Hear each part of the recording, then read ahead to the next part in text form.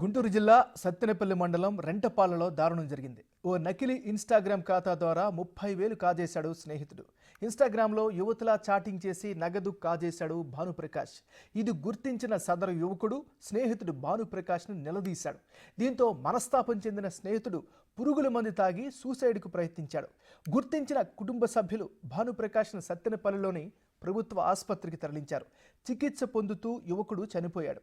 Case నమోదు చేసిన పోలీసులు విచారణ చేపట్టారు.